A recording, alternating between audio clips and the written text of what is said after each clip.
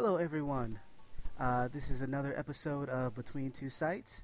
I'm your host, Kenneth Seward Jr., and with me is my co-host, uh, Aylon Herbet. Is that right? Herbet, close enough. Herbet? Hey Okay, everyone. okay. I can't. I'm gonna get it right. Perfect. One day, I'm gonna get it perfect. One Um, day, 10 years from now, yes, I'm 10 years excited. from I now. am excited. Um, of course, I'm from United Front Gaming, and Aylon is from NZ Gamer. Is that right? Yep, NZGamer.com. Yep. Awesome. I got that one right. Awesome. All right. So, just a quick thing before we jump into this week's episode. The video that you're going to be watching while we talk is from a game called Sneaky Sneaky. Now, just to let you know, they're not being, the developer isn't sponsoring us or anything like that. It's just a game that I was given that isn't out right yet, right now, and it hasn't gotten, it's not widely known, but it's an interesting title, and I thought that you guys would like to watch, while we talk. Because it's interesting. It's a top-down game, and it looks kind of like it reminds me of like a little bit of Legend of Zelda. But your goal is to sneak through different environments and make it to the exit. If you are seen by an enemy, you'll go into like this turn-based type of fighting.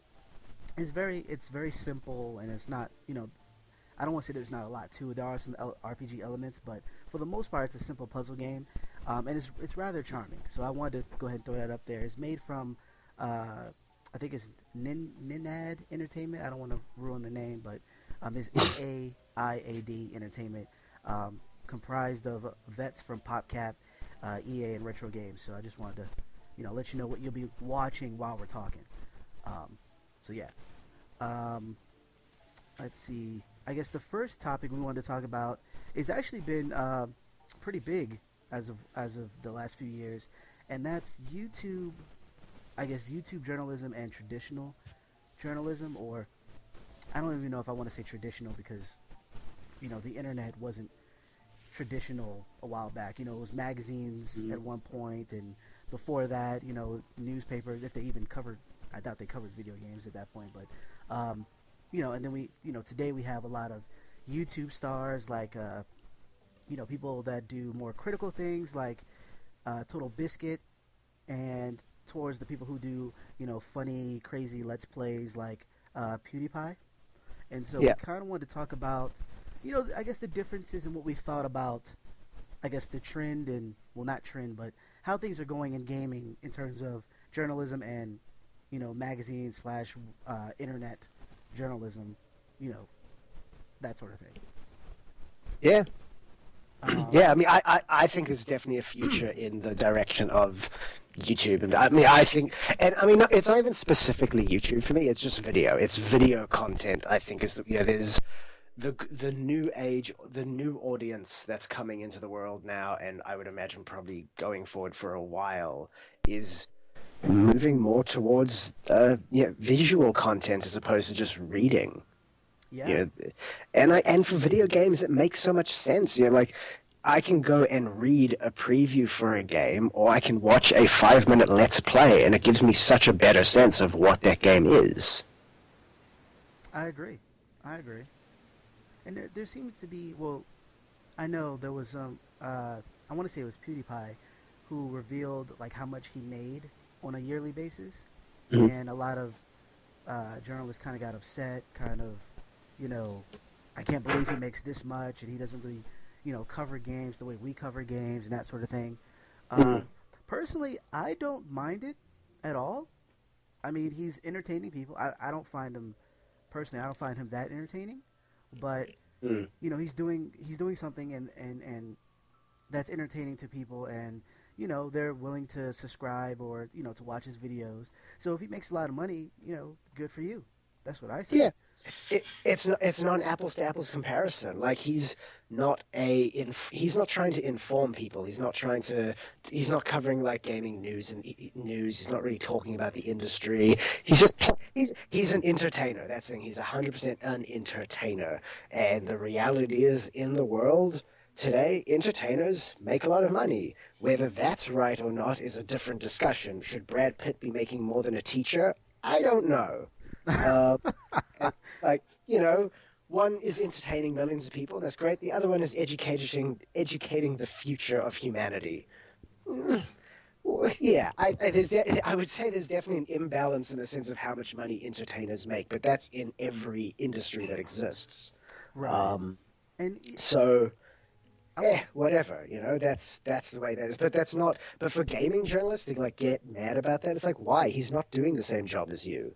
You're not, it's like getting mad at how much your accountant makes compared to you. Like you do two different jobs. Of course, you're going to earn different salaries, different earnings.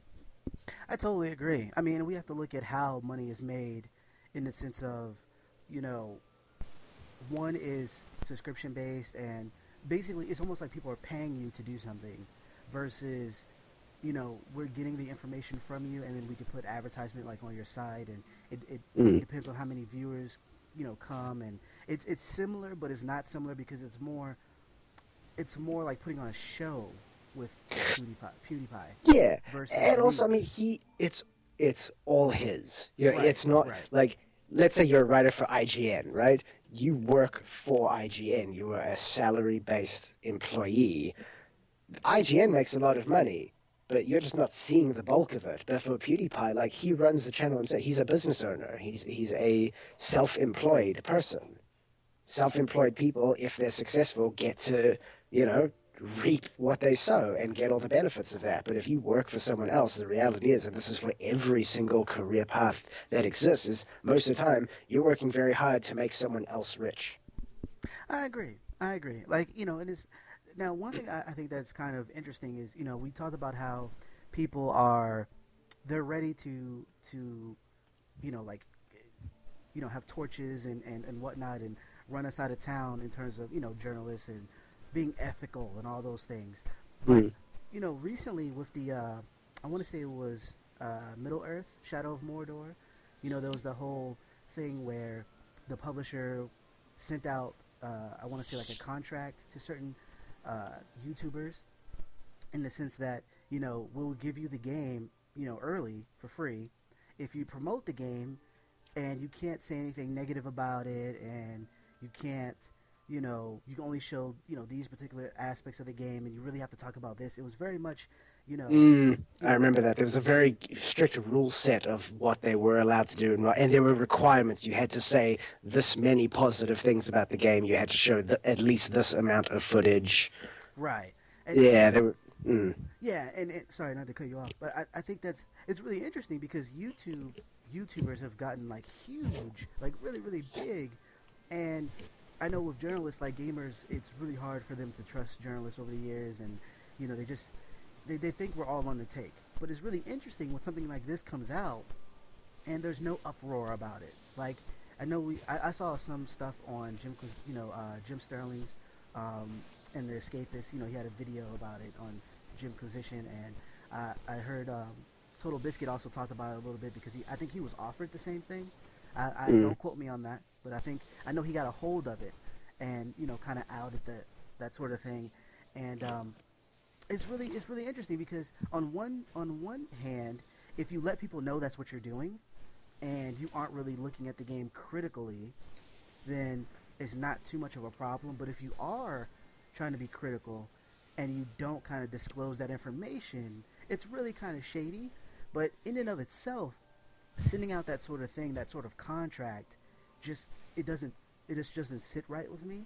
And so I find that quite interesting that there's no uproar, there's no gamer like you know bashing and whatnot of these YouTubers when this type of thing gets shown to be true.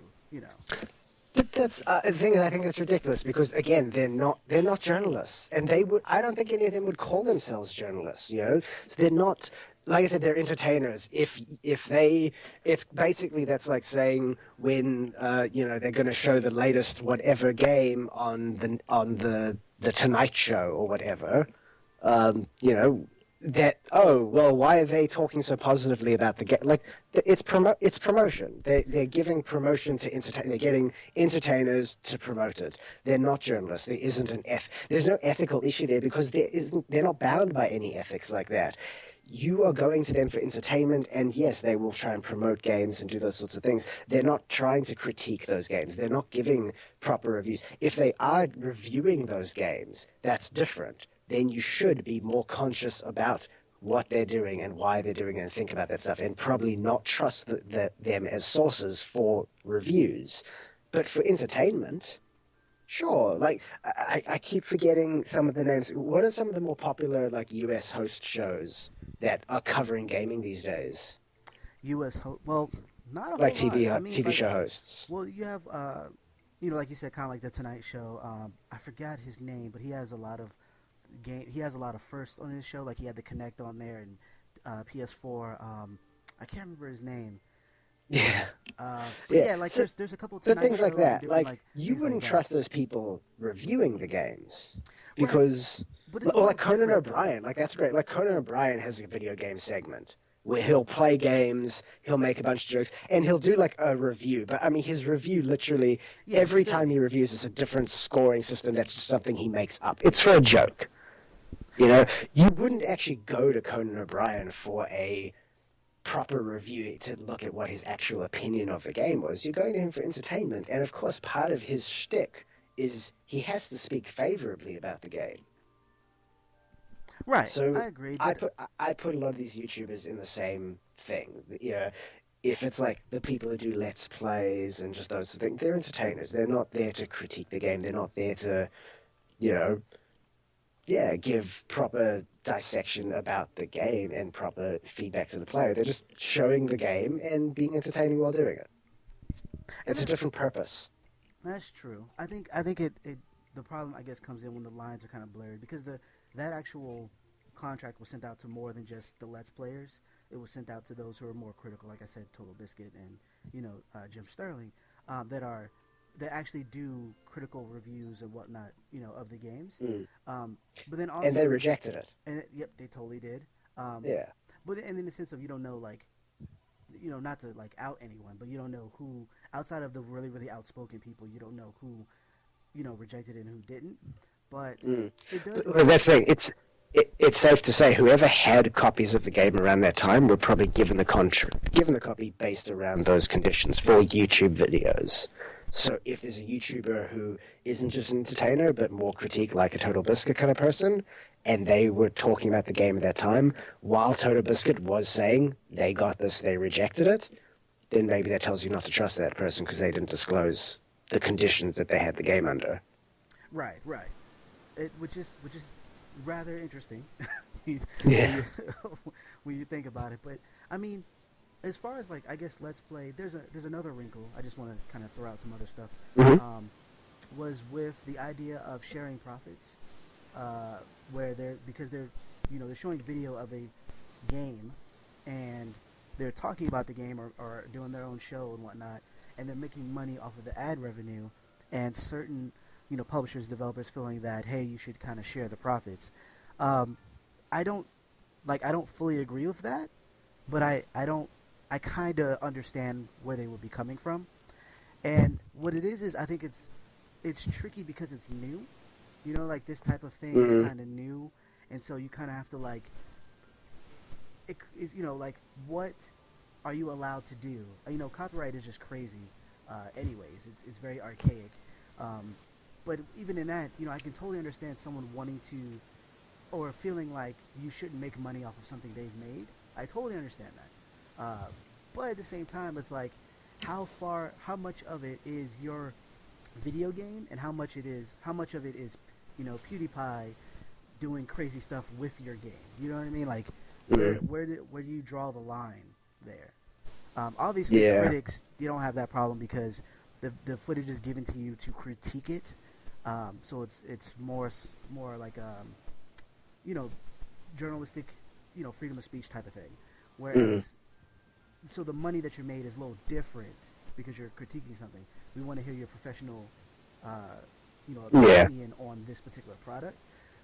But then on the other side, Let's Play, they're pretty much just playing the game outside of, saying funny things or having weird music in the background, that sort of thing.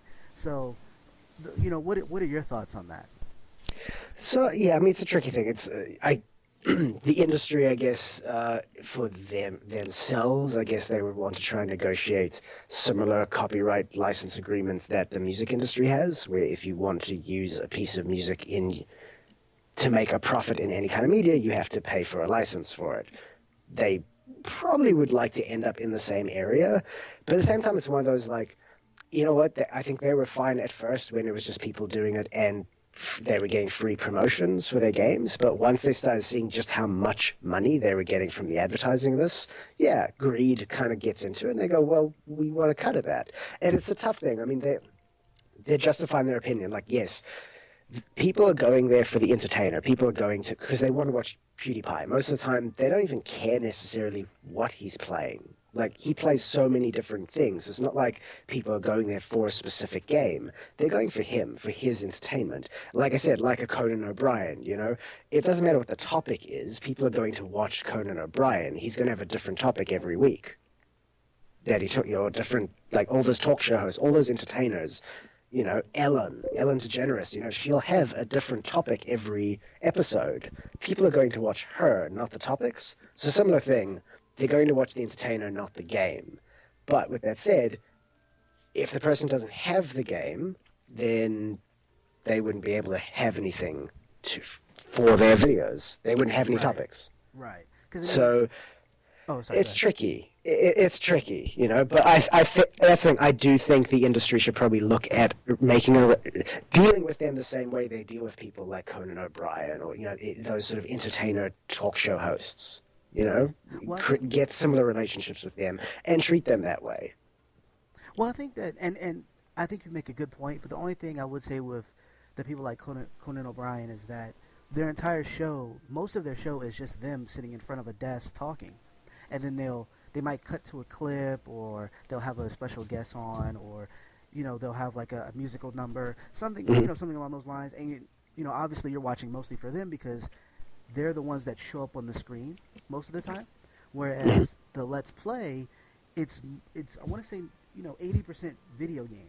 They'll have like a little box with their head cut out so you can see that they're actually playing it.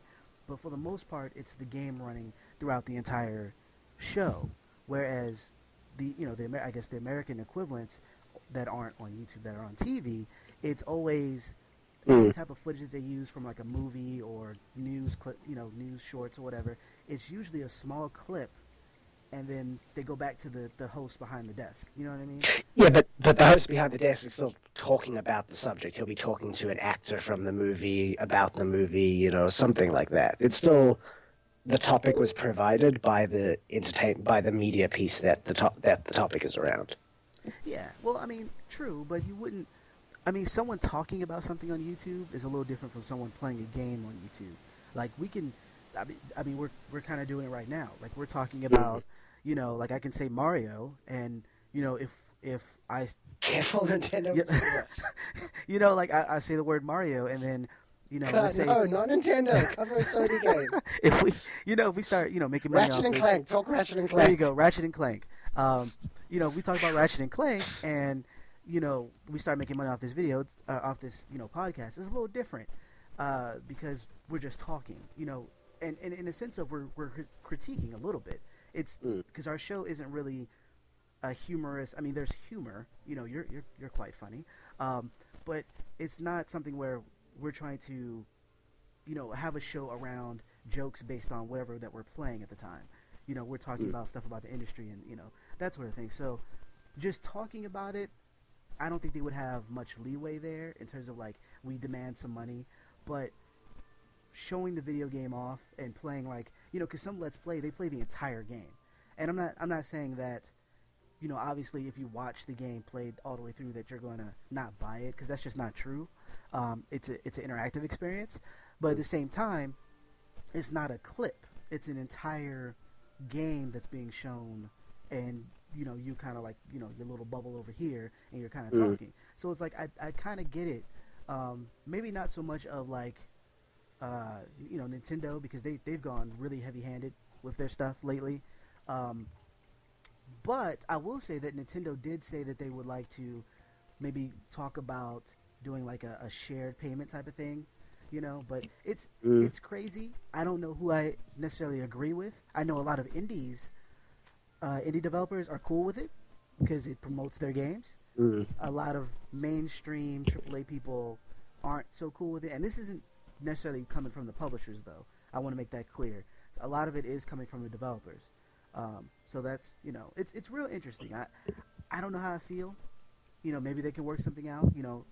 Uh, it's kind of like how I feel about the used game market. Like Mm. you don't necessarily have to share, but maybe you could open up some type of dialogue where we can kind of talk, as opposed to Google uh, and YouTube like shutting down all the videos that have this certain game in them, like they've done in the past. Because that's just I don't think that's right. Just ruining someone's. Yeah. Because if anything, if it wasn't for these type of people, YouTube wouldn't have any viewers. I mean, you would have the occasional movie clip or the occasional funny commercial, but a lot of No, you're forgetting how many people go there for cat stuff. cat stuff is so last year though. Like seriously. You're so wrong. You couldn't be more. Maybe you've moved on, man, but the rest of the internet has not. Oh really? Cat? No, you know what? It's funny. You know what the internet has taught us? The Egyptians had it right all along. Oh, it's all about the cats. It's all about the cats, man. The Egyptians were ahead of the game with, I mean, they had medicine. They had so many things, but where they really were on top of things was the cat stuff, was the cat worship. They knew, man. They knew something. Well, I thought the cats had moved to Vine. Like I didn't know they were still on YouTube, but okay. That works. They're everywhere. Vine, Twitter, everywhere. Oh man. But yeah, I mean, you know what? It's funny. The one place where I do find the argument gets trickier to have is when you have those YouTube video, the let's play walkthroughs of the entire game with no commentary. So there's no entertainment there. There's no personality. It's literally you are just watching someone play through the game. And that's tricky when it's like, okay, from a developer's perspective, I can kind of get it. It's like, okay, wait, like, yeah, you paid us to play the game, but now you're literally just making money from playing our game and bringing nothing to that. Like you just get an audience that's coming to watch. But here's the thing, though. There is an audience for that, though. What I would like to see is I want to see developers respond to that audience then. How cool would it be if every time a new game released, maybe 2 days after the release or 1 week after release, the developers release from the game's website, or you maybe get it on your console as well. For $10, you can buy a full video walkthrough of the game. And they can add different audio settings. So you can have no commentary, no communication, just someone playing the game. It's developers, it's someone who's plays the game well, doesn't mess up. It's a good, clean walkthrough. You could have developer commentary over it. So you could have, just developers sharing insights of like, oh, so this level, what we did for this level was actually this. Or, hey, that guy actually had a different color hat originally. Like just interesting insights into the development of the game as you're watching someone play through it. Or have, they hire a few YouTube personalities who actually just provide color commentary while they're playing. I would pay 10 for games that I was interested in watching a walkthrough. I'd pay $10 for that. I don't know. For the extra value? I mean, well, for one, they kind of already do that with, the strategy guide companies. They kind of no, but that's not video. That's reading. That's the thing. No, the have audience video now ones. doesn't want to read the stuff; they want to watch it. No, what I mean is they have video ones. Like you can go to Xbox Live and download like video walkthroughs of games to kind of help you out, but you have to pay for them. Like, is it the entire game? I don't know if it's the entire game. Like usually it's sold, from what I've seen, and I don't know if it's the entire game in like big packages, but it's usually sold like per like difficult part or per chapter. Like if you want to know how to like level up really quickly in Destiny, $5 you can watch this walkthrough of someone playing it and showing you all the tricks and all that good stuff. Like they kind of have that already. I'm saying something different. I'm not saying giving to us in piecemeal. I'm saying $10. Here's the entire game. Someone playing through the entire game with multiple, and like a director's cut version of a DVD. There's special feature audio special feature audio things like developer commentary, entertainment, or just no audio. If no commentary, so it's just a clean playthrough. Like, give those options. It's a one-off price. You can get it. Because here's the thing: there's some games that Dead Space 3 is a great example. I never played Dead Space 3, but I watched a YouTuber play the entire game. Yeah, That's how you're I better off. experienced it because I wasn't interested in actually playing it myself. It was, yeah, I just didn't want to. I just didn't actually want to play it myself. But I was interested in the story because I enjoyed Dead Space 1. I enjoyed Dead Space 2. And I can't remember I mean, the other thing, it might be financial reasons. Some people just can't afford to buy that many games, but they want to watch those. Some people, my older brother's 7 years older than me. I grew up, a lot of my childhood was watching him play games because I didn't have the, coordination to do some of those games at that age. So I watched my big brother play games. So I grew up that way. I enjoy that. I can find it very entertaining to just watch someone else play a game. I don't need to necessarily always experience it myself.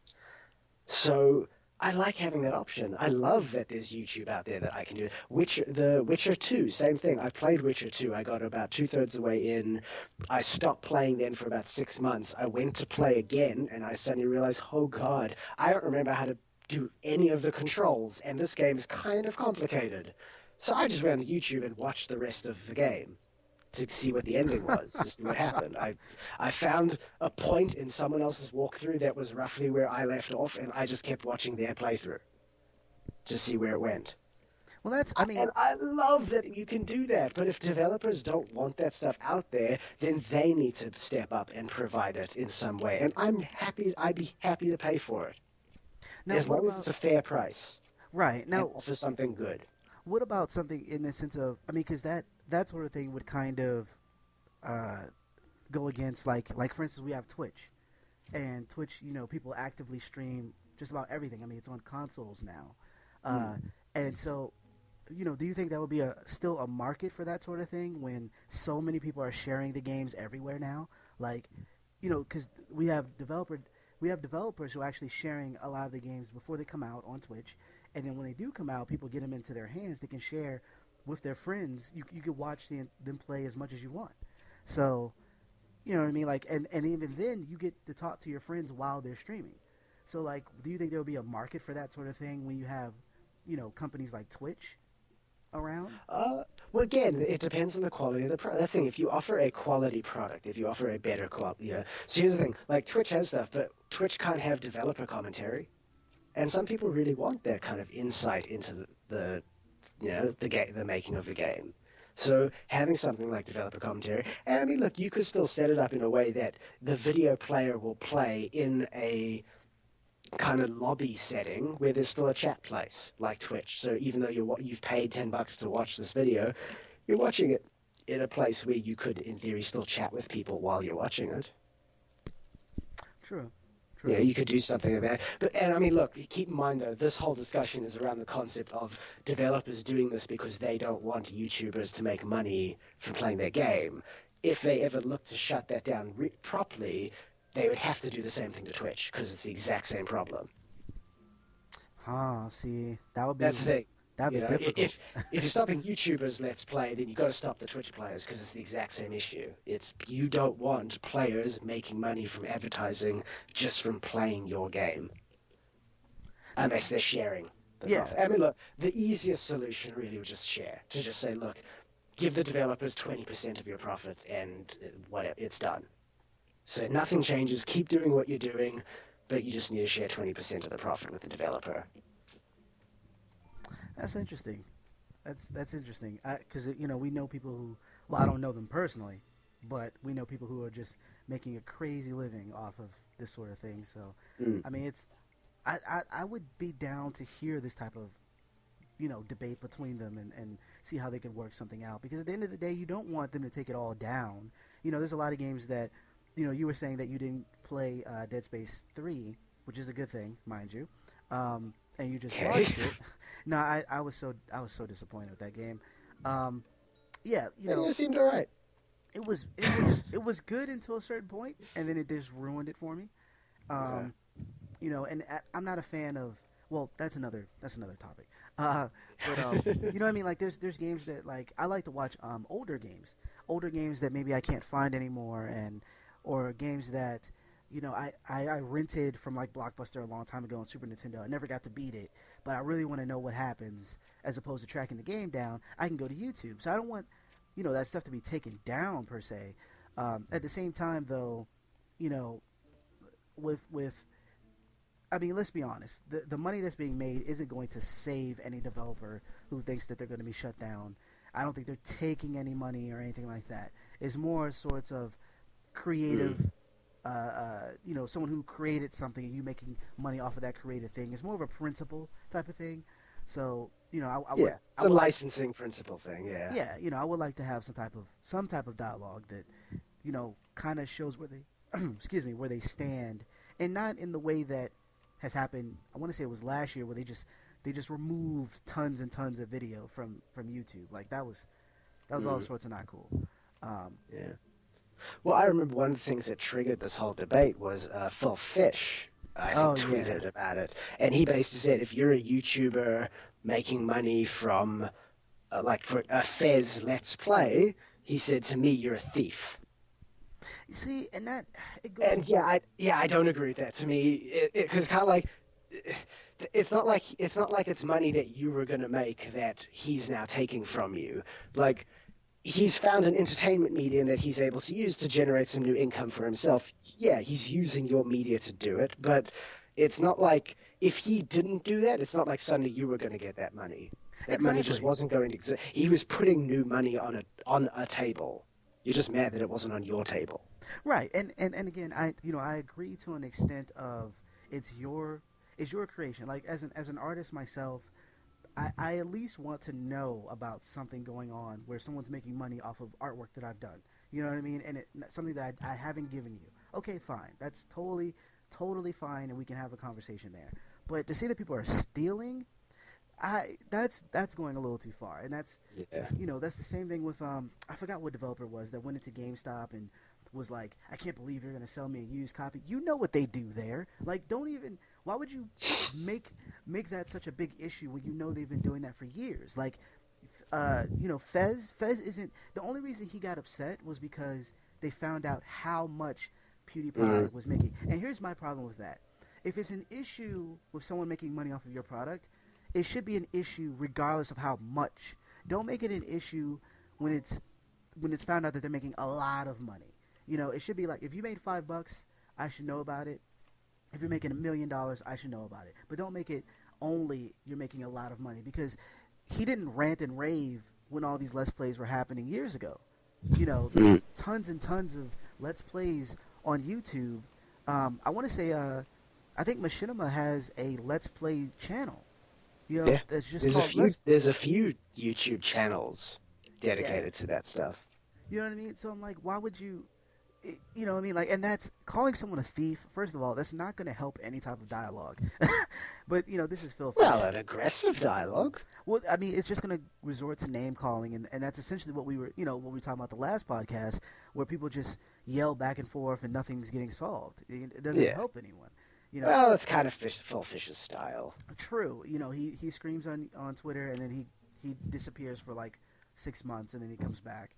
Um, and Yeah, you would not want Phil Fish to be a diplomat representing you. I'll just throw that out there. oh man, yeah, It he might not wouldn't. go so well for your third world country. No, not at not at all. No. But yeah, it's interesting. I know there was also some rumblings of journalists who, you know, like in terms of like not getting review copies because YouTubers are kind of like taking some of those games that they normally would get for reviews, and I don't necessarily have a problem with it. I do think that it kind of sucks because you're not getting critiques. Like if I'm like I'm a publisher and I'm like, well, I'm not going to give my review copies to these writers who are gonna critique my work. I'm gonna give it to Let's Play people who are just gonna play the game for the most part. Um, Mm. it kind of like, in a way, it kind of like sidesteps a lot of criticism because a lot of these aren't I've noticed that the Let's Play will get the review games first, and then on the day of release, everyone else will get the games. And it's like, huh, well, that's interesting because nothing critical is being said before like normally.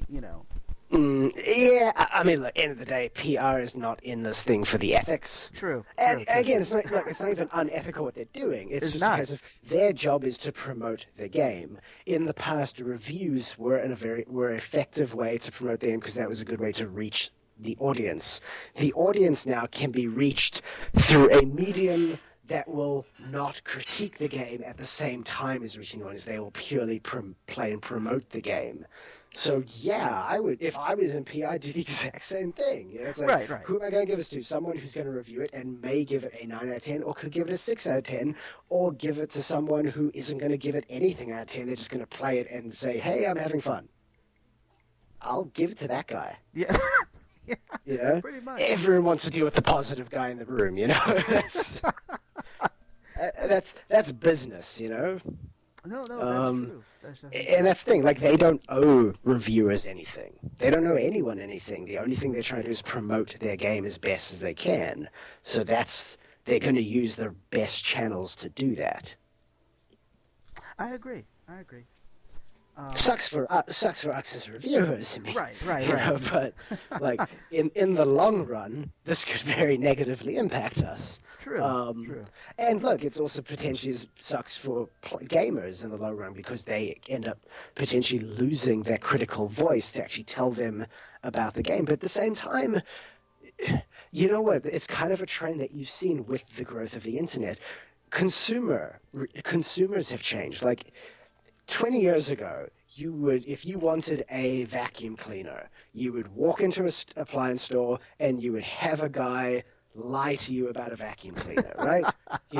He would throw some sand on a dark carpet and say, "Let me know when it looks clean to you," and you can't tell because the carpet's almost the same color as the sand. And then he'll take another vacuum cleaner and wipe it over the same spot and be like, "Look how much stuff you missed." Now, I'm saying this because this exact scenario happened to me 2 weeks ago when we went looking for a vacuum cleaner. I was waiting for it. I was. Yeah, this is an experience-based story. Did you buy the vacuum cleaner? Not from that guy, no. Good job.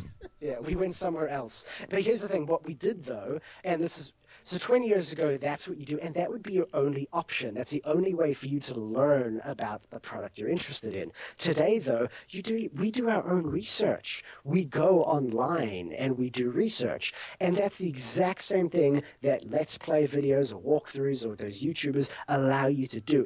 Instead of going to the gaming sites and looking at a review or reading a preview about it, you get to go and watch someone actually play the game. You get to see what it looks like, how it plays, more or less how it works, and they'll sort of describe that, yeah, the controls are good, or, ooh, this feels really unresponsive, like they can mention that stuff maybe. But either way, that allows you to make a far more informed decision about that game than reading a review, to be honest. So who cares if the guy, like, if I'm going to go watch a YouTuber and he was given the game early and he has to say so many nice things, I don't actually care what nice thing he's saying. I can see the game for myself. If I'm watching a guy playing a game, he's like, oh, this is so much fun, and the whole time I'm watching, I'm like, that looks really boring. I don't care that he's saying it's so much fun. It looks boring to me. Like, I can tell because I can make my own decision based on seeing the actual game. Where if you're just reading like a review and someone says it's so much fun, you have to take their word for it. You have no other information to go on. Well, what about the ones that restrict what they show during the video? Like if they're only showing, certain parts of the game that's fun, but then there's like broken mess, 2/3 of the way through. You know what I mean? But they're paid to say that it's great regardless. That could be kind of bad too. Yeah, that could happen, but I mean, it's not a perfect world. I mean, that's the thing. Like, even a reviewer, Sure, I don't know, I man. agree. I'm not. All right, no, that's a good point. You have a good point.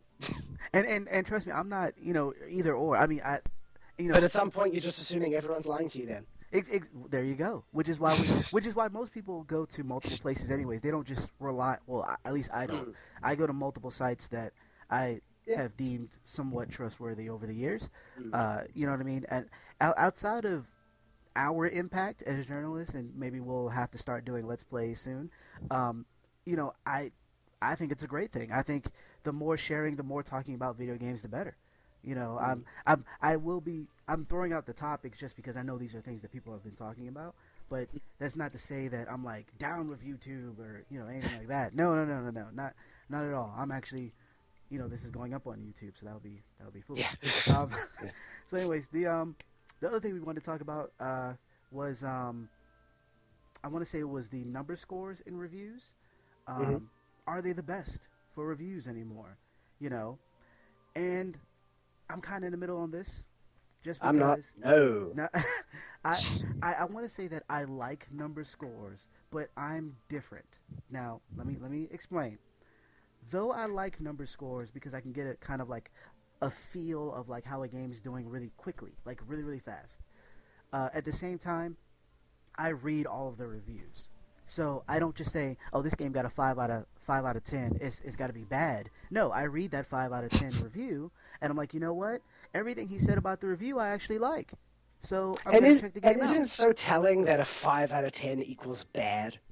And, it does. It Like, really the does. absolute middle score you can get Because is five bad. isn't bad. Because I have plenty of 5 out of 10 games that I enjoy. What is it? Defense? Was it Defense Force? I think it's Defense Force.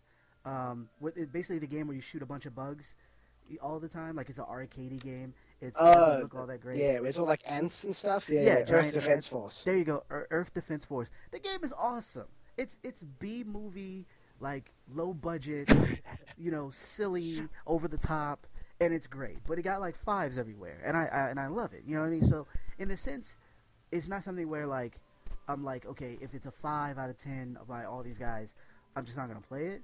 I still read it, but I like to get like if I'm flipping through, let's say the Game Informer or whatever. Yeah, I still get those, and you know, I'm like, okay, this game got a 9 versus this one got an 8. I might read this one a little bit sooner, or at least I'm like, you know what, I'm gonna come back and check that one out to see what they really really liked about it since they scored it so high, and it's a quick way to kind of like, kind of pick where I want to go. I'll usually pick like a 2 high reviewed and 2 really low ones and kind of see where the people meet in the middle, and then make my choice based on that. But I'm different. I don't go and I'm not one of those guys who just wait in IGN's comment section and be like, oh my god, they scored Halo 4 a 9, but they gave Battlefield a 3. They're biased. Like no no no no. I'm not doing all that. Now on the other side though, that's what people are doing. I mean, that's why we have Metacritic, because numbers matter. And unfortunately, what we write is mattering less and less.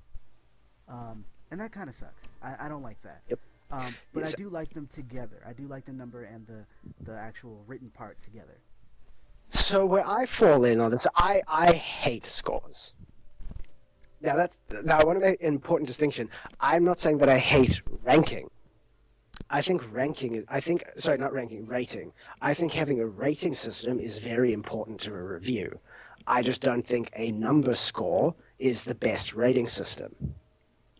That's where I fall. Yeah, and this is, what, as a reviewer, writing a review and having to think, I can't tell you how much time I have spent after writing a review and sitting and thinking, is this an 8 or an 8.5?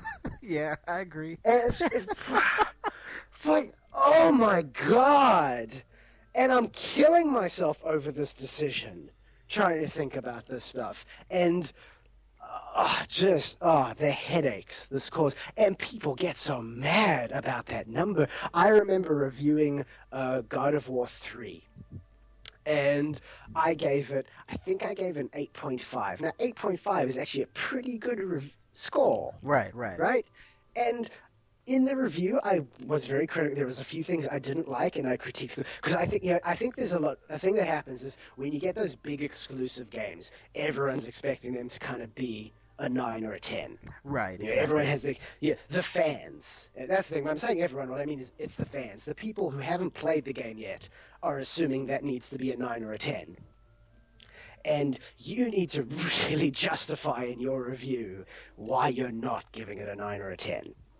Now, I explained my review very well of the things I didn't like, the things that didn't work, the few bugs that I came across, and all this, of why it was not, why I was giving it 8.5 was the score I ended up landing on, which is still a really good score. And I always remember one of the first comments in the review is, someone asked me a question, asked a question, and I responded in the comments. I responded to the question, just giving some feedback, and then someone else replied that comment saying, "Are you the douchebag who wrote the review?" Yeah, that's the internet. And that was just the beginning.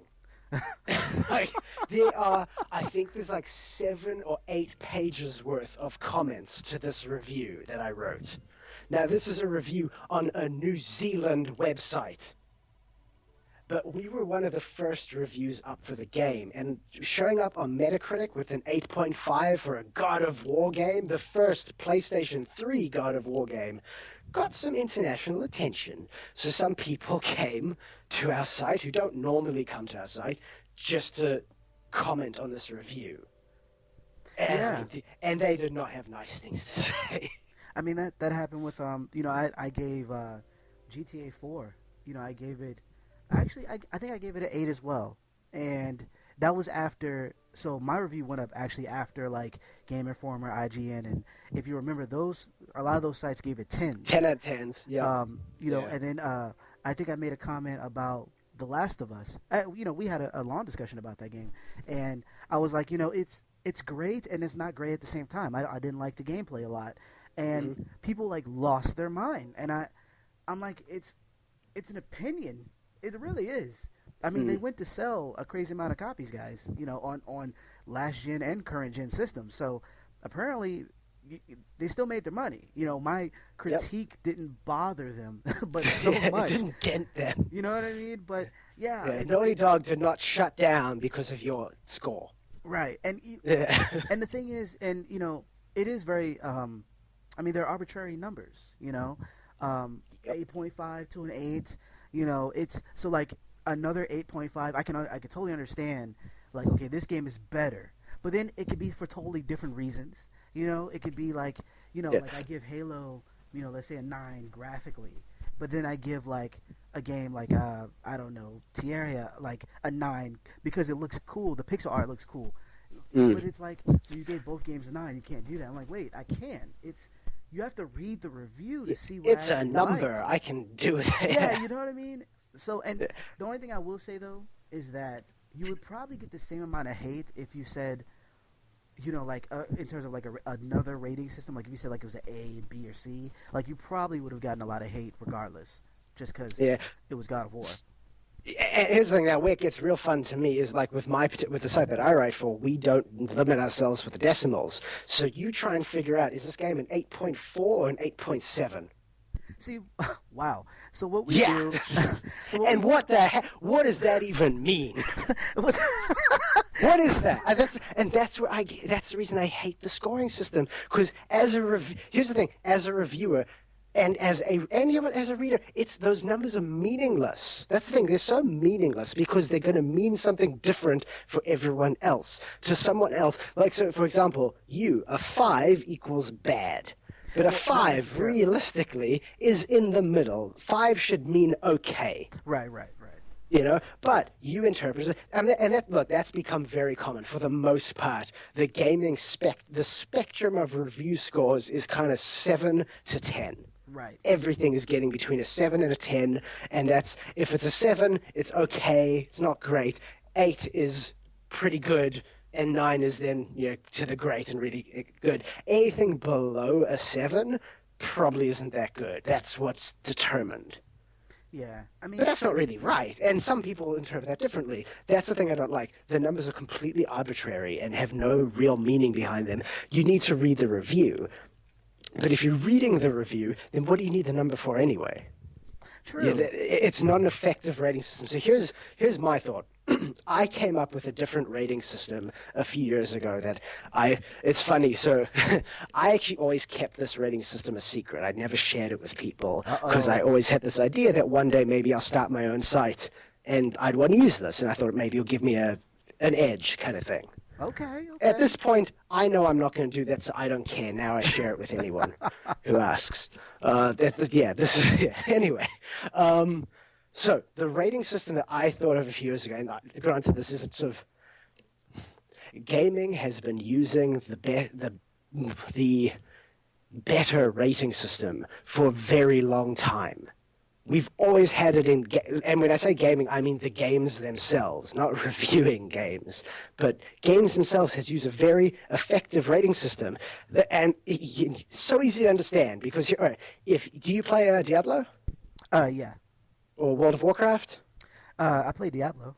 Diablo, cool. So when an item drops, how do you know Right. if it's any good before you've even looked at the stats? Oh, yeah. The colors. The colors, Yeah. and based on rarity. Right, right. That's the rating system. Before you even read the stats, and the stats would be the equivalent of reading the review, you get a sense of the quality of that item and equivalent the quality of a game in the review. And then reading the actual review would be like looking at the details of the item, the stats. You know, I think I've heard of a site that they didn't do. I don't think they did colors, but they did faces. So like a happy face or a smiley face, and then frowning face, and then Right. angry. You know, the kind of like, so you know right away, like, okay, wow, this person didn't like the game. Let me go ahead and read the review. Mm. And that's interesting. I think that. That's not bad. See, I wouldn't do like I'm not. It's not colors. It's rarity. That thing. Different colors would represent the rarities, but for me, it's is this trash? Is it common? Is it uncommon? Is it rare? Is it epic? Is it legendary? Huh. Those how you rate them. Because the nice thing is that actually moves with games. Because here's the thing, like Call of Duty, right? There is a Call of Duty game every single year. Now, when they first started coming out, they were nines. Like Modern Warfare was fantastic. Modern Warfare 2, still very good.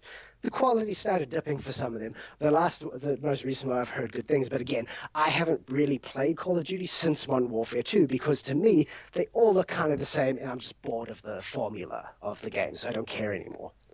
Um, so to me, here's the thing: when the first one came out, that would have been epic or legendary. Like that was really something special. At this point, though, it would be fair to rate a Modern Warfare game as common. Because at this point they have become common. Each game is similar to the last. And they don't really add much new or anything special. And that common doesn't necessarily have to mean bad. It just means it is common. But you know that's gonna happen. It's gonna mean bad. Eventually, it's gonna, and because that's, I guess that's the, it's inevitable that people, because of who we're writing for, are going to start putting labels on these things. The same thing with, But we no, but have. that's the beauty thing. You can't label. You can't. If you're labeling it, you're rewriting it. That's the thing. A number you can put a label on because a number isn't a word. It has no meaning. But words have meaning. The word common has a meaning. You cannot change the definition of the word. But you can It means still. common. It means it is common, and that is true. If you want to interpret that as being bad, that's your decision. It does not. I'm not saying a Call of Duty game is bad. I'm saying it is common. There is one out every year that is very similar to the last. It is common. Right. You could maybe say like the new one seems to have added something new that's added. It's got like jetpacks. I don't know. I haven't played it, but the new one I've heard adds a bit more to the regular formula. So maybe it's upgraded to uncommon or slightly rare. I would maybe even say rare. We've been having Call of Duty game once a year for the last like 5 years or something. So having something new in the series is kind of rare. Right. But So I it can mean, get an upgrade. it's the same thing with the scores. I mean, because it, just like you said, like if you think common is bad, then that's on you. But common could mean whatever to any other person. It just means common, or it can mean bad.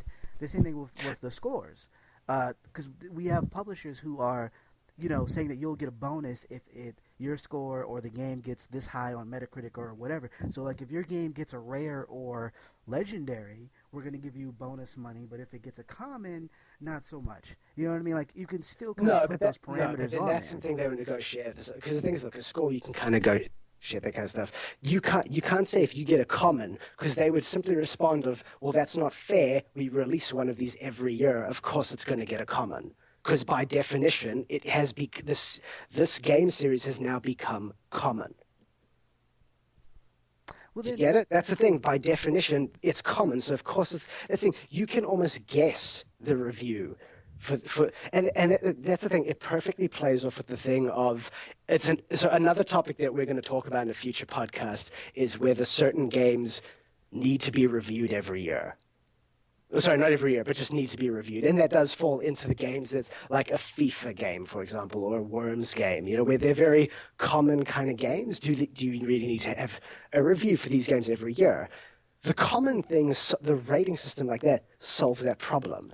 so then, is it possible for a game to be legendary and still be horrible? No. See, and that's where I think the problem would come in. If you're gonna say that the game is legendary in terms of like because it's so rare and so different, then I think it needs to be able to say this is a legendary game that is also poor, that is also bad. Because you can find a No, legendary no, in no, Diablo but that's actually no, not but good. legendary doesn't have to be based just around rarity status. Saying something is a legend doesn't mean it's rare. There could be a lot of legends.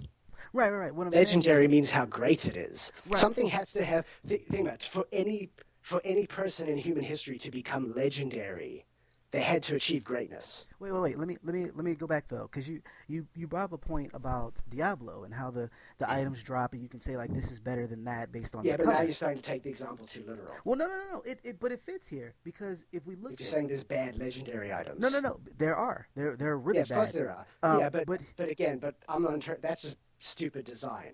what? That's Blizzard just designed bad items. Wait, That's not. right. The reason why I'm saying Again, you're this taking the though. example too literal. I No, no, think at no, that no, no, point. no. But at the same time, what you said though, when you were like the common isn't necessarily bad. If we can say that something is going to be good on this spectrum, then in terms of like the other side of the spectrum being legendary, and then towards the middle or towards the end, you have things like common and not so common and whatever. If they're not, if they have the ability to be good and bad, then I think that legendary should be able to be bad too. Like this game is the idea or concept is great. This is a new game that I've never experienced before. However, all the design within the game sucks, but it's So still that would be legendary. rare. So that would be That would rare. be rare. So Okay. that's rare because it's got a unique concept. It's something special in that case. There's something original here. So that's rare, but it's crap. So it's definitely not. So it definitely isn't anything epic, and it certainly hasn't reached any sort of legendary status. It didn't achieve anything legendary there, but it is rare in its execution or concept or whatever. So then, is it? And so that what makes it interesting for me is that though there's a good and bad, there's like a very much of gray. Everything in the middle is pretty much gray because, like you said, you can have a rare game that's bad, um, but then at that point because it's so much gray, we can put any of those labels that we've been doing with scores onto them. Like this considered bad because it's not legendary. Well, is it that, or is it just that I'm putting that? And granted, like I said, you do have to read the review. I totally understand that. But just at a glance, if someone was to glance at your reviews and you have all these colors, and it's not legendary, it's like a common color. I guess green seems to be the most common, or white. And people see that and they're like, okay, I kind of see that this is not a game that I want. It's common or it's going to be bad. And you're like, well, no. If you actually read the review, the game is pretty good. A game that comes to mind would be Pokemon. It's not new. It's never been new. Nothing they've done has been new for years. But it's still a really good game. Very good game. But that would be common. You see what I'm saying? So, like, I get your rating system, and I think it's a great system. I would go to your site. I do think we would still fall into some of those same problems, though. It would look. I mean, it would be. It's. Yeah, it would obviously have some. Look, the only times it would have a problem is when people depend on that rating system to answer all their questions. Okay, I'll But take that. but here's the other thing. The way I always, and this is just, I'm going to way too much geeky detail of this, but the way I always imagined it is, in my head, I pictured it more like magic cards. Magic So cards? Yeah, like, did you ever play Magic the Gathering? Oh, Matt. Okay, okay, I see what you're saying. Okay, yeah, So Magic. like Magic Card. So basically, I was pictured like when you'd go to the review page, you'd have the review text, and I mean, like, it's up to you whether you put like where you would normally put your score. If you put your score at the top of the review, at the bottom of the review, instead of having the number there, you would have a art style thing that looks like a Magic card, looks like a game card kind of thing that would have maybe the logo for this game and its rating and a few quick stats, which basically functions like pros and cons. Okay, I So see it's that. sort of this game is common.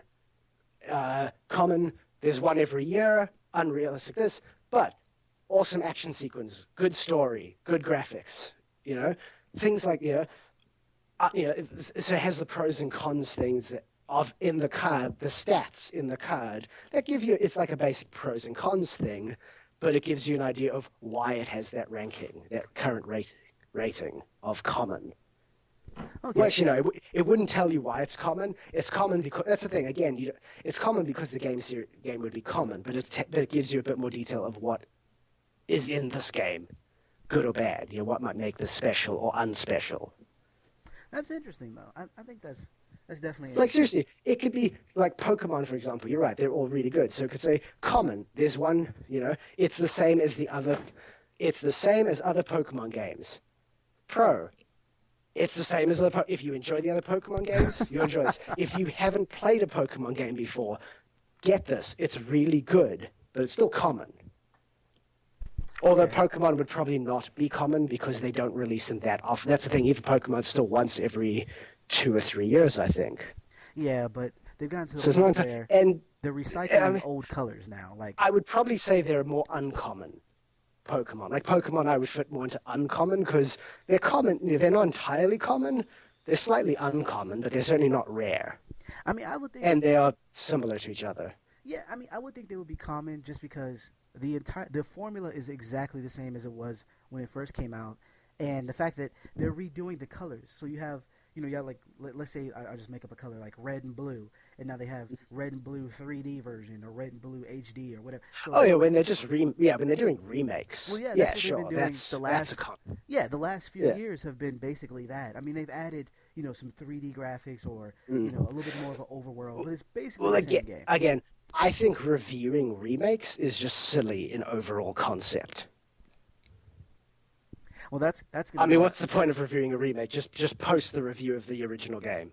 Well, I don't know. I mean, Really. look at And so you post a review with an update paragraph that just explains yeah, the graphics are prettier. This is good. Of course, if there's anything like game breaking about it or really bad, you need to mention that. But overall, if it's a remake, it's the same game. They've just upscaled the graphics and maybe added something cool. well, yeah. I mean, it's Like interesting. the Halo Master Chief Edition that just got released. Right, right, right. I mean, what's the point of like an actual review for that? Like it's Halo 1, 2, 3, and 4. Is that the review? Is Like Halo One? it's yeah, like that, like it's got prettier graphics. Blur redid the cutscenes for the Halo 2 cutscenes. I think they look awesome. Otherwise, go read a review for Halo 1, 2, 3, and 4. Well, that kind of gets Whatever into. problems were in those games are still there. Whatever was great about those games is still there. Well, that gets into our other topic of should games get reviewed? Certain games get reviewed. Um, but yeah, I think it's interesting. I think that you know it's gotten to the point where I think in order for that to kind of take off, I think everyone needs to kind of get into it. Yeah, I mean, look, and the Metacritic is just, I think, a huge issue. Oh Um, yeah, totally. Especially like developers getting bonuses based on that. Like that's not fair at all because, as I said, like numbers are completely arbitrary. And it's people's Um, opinion. Like, I, you know, I don't think you should base a bonus. Like, if you should play the game, like their bonus should be tied to how you feel after playing the game. If you're a gamer, which mm, if you, like if you're Cliffy, I know Cliffy B has started a new development studio, whatever, and Boss so key. yeah, he's the boss. So if if he's not developing hands on, he has another team to do that. if they getting ready to ship the game and he plays the game from beginning to end and he likes it, you get the bonus. If he's like, you know what, this isn't really working, but we can't scrap it, so we gotta have to go ahead and send it, then maybe you don't get the bonus. But not so then when you send it and you're like, okay, we're gonna pay you more based on what this guy thinks, and he might not even like this type of game. You know what I I mean? mean, to be fair, you're doing the exact same thing. You're just making Cliffy the reviewer. True, but at least Still like basing the you're still basing the bonus on some guy's opinion. And to be honest, I would say Cliffy is the worst person to have that because if it's his money the bonus is coming from, he's actually quite motivated to tell them, "Oh no, this isn't good enough. Work on it for another week." But because of that, you're missing out on the bonus. true, true. So what But I it do would think be the is clearest thing. deadlines, It would be the key clearest. milestones. You know, you have to achieve the game needs to be at this quality level and this much complete by this date. If you hit that date, you get a bonus. If you miss the date, you miss the bonus. Well, Or you miss out on you miss out on 10% of the bonus for each week you're late. right, and I mean they kind of do that already. I guess what I meant in terms of him playing the game was, how do you think the game is? Do you think the game is good? Do you think it's worth wild? Because if that's the case, a critic saying that it's bad is not going to change your mind. That's my point. Uh, if you really, because people know when they've released a bad game, they really do. Yeah. You know what I mean? Like, and so if you feel that the game is good, but you just couldn't, you know, for whatever reason the critics didn't like it, that's a different story. But if it's like, well, you know, we released a bad game and I kind of expected this to happen, I don't think you should be like, well, we're not going to pay you because of what these guys think. Like, you know, stand by your product. You know what I mean? But that's, you know, anywho. Yeah.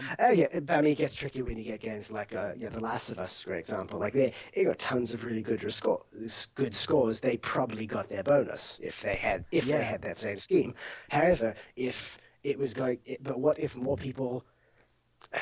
See, I'm the same. I also saw a lot of faults in The Last of Us, and I didn't review it, but if I had reviewed it, I probably would have ended up giving it a 7.5 or an 8 Yeah, definitely. as the final score, which probably they would have missed out on their bonus if more people looked at it as critically as we did. Yeah, So it's either way, sad. I think I don't. having Yeah, someone's bonus based around the opinion of someone else is probably not a good way to do a bonus scheme. I But agree. yeah, someone's bonus needs to be based on measurable results, and measurable results based on actual delivery of work, not opinion. It can't be subjective. Right, right, totally. That's just fairness for bonuses for me, but that's and for regardless of the industry. So there we go. We've covered full circle. Yeah, Everything yeah, we from came back to money in each industry. yes, you know, and so let us know what you guys think on Twitter. We had a pretty good discussion going on Google Plus, and a pretty good discussion on Twitter actually about some of the stuff we said in our last podcast. We want to hear about what you guys think we should talk about, and what we've been talking about with whether it's YouTubers, what if you like them, if you don't like them, I guess traditional journalists. I hate saying that, but us, Yeah. if you like what we do, with written reviews and whatnot, let us know. You could follow me at Kenny UFG, and Aylon. You could follow him at what is it again? Well, it wouldn't be at Aylon anything because that's not my name. Dang it! It would be. Come on with the You can follow me it's at Aylon133, which is AYLON 133. I'm just gonna say friend. This is You my get there friend. one day. Don't. That's so rude, man. Just learn to say my name. I It's not. You'll get it. Don't worry. I'm patient. People have been getting my name wrong for my whole life. I don't get offended by it, and I'm very patient. But you know what's funny? I I'll say believe this. in you. What's funny is when we're talking about this outside of the podcast, when me and my wife are talking about it because she listens, and I say your name correctly all the time when I'm talking to people, on Twitter. Well, not on Twitter, but like when I actually see them face to face, I say your name correctly. It's only when I'm on the podcast that I say it the wrong way, and I don't know Maybe why. maybe just don't do well under pressure. You know, I The pressure to perform. I Are there any other areas in your life where you might suffer from the pressure ah. to... No, not at all. Remember, I'm the one with kids. I'll just say that. uh, I will share before we go. I want to share a funny story. So the first time I went to E3, I I was with SNK. You know, they do like the King of Fighters series, Metal Slug, and all that. And we were talking about their games, and it was great. We were like the only. I think there was another site that was back there with them talking about their games that were coming out for the. At that time, it was the PSP, I believe. And all of a sudden, my editor in chief was like, "So we're gonna do like an interview real quick. We're gonna talk about Metal Slug," and he pulled out the camera and everything, and he's like, "Go," and I'm like, "Oh God."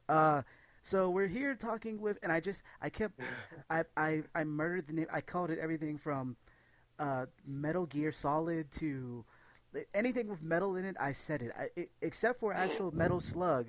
I said everything else, and it was just horrible. And I was like, please edit that out because I wasn't prepared. Like if you would have told me before we went to E3, fine, but we're good.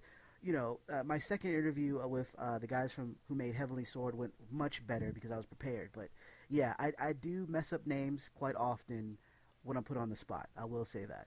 Well, right, so there's a pattern, there's a history to Yes, this. there is a pattern. All right, cool. Now, I just want to ask you one last question before you go. When E3 comes around, Yes.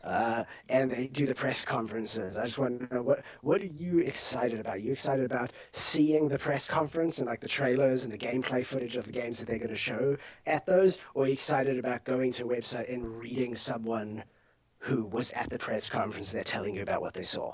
A little bit of both, to be honest. I do like. I don't. Well, I have gotten a little jaded over the years because I don't like to see pre-rendered cutscenes anymore. Well, that's different. I mean, they'd be describing the pre-rendered cutscenes. My point is, what are you more interested in? Seeing the press conference for yourself or reading someone else's secondhand opinions on what they saw? Well, yeah. Obviously, I would like to see it. I would like to Cool. do it. And that rests my case on the whole video versus traditional written media. What? I wasn't against you. Remember? I said I rest my case.